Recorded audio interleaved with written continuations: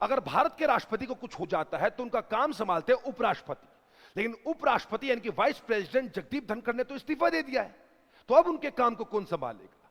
जनाब, जब भारत के राष्ट्रपति या तो मर जाते हैं, बीमार पड़ जाते हैं, विदेश जाते हैं, हट जाते हैं या हटा दिए जाते हैं, तो ऐसे समय में अनुच्छेद 65 के तहत उपराष्ट्रपति के पास जिम्मेदारी होती है राष्ट्रपति के काम को संभालने की।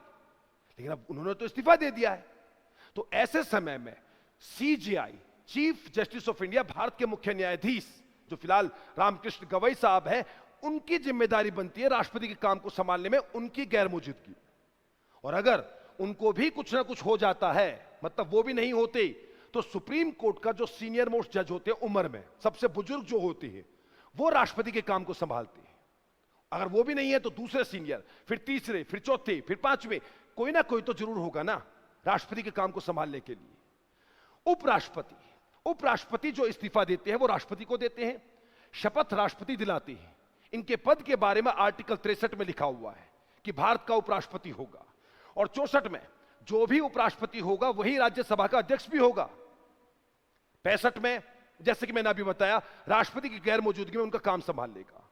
आर्टिकल 66, सभी के सभी एमपी, लोकसभा और राज्यसभा के सभी एमपी मिलकर राष्ट्रपति का चुनाव करते, उपराष्ट्रपति का चुनाव करते हैं।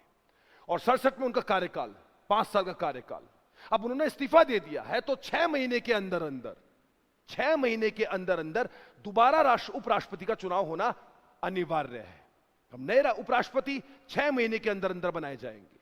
कौन बनाएगा? लोकसभा और राज्यसभा के सभी एमपी मिलकर। ऐसी और जानकारी लेकर आऊंगा, फिर आऊंगा, जरूर आऊंगा। नमस्कार दोस्तों।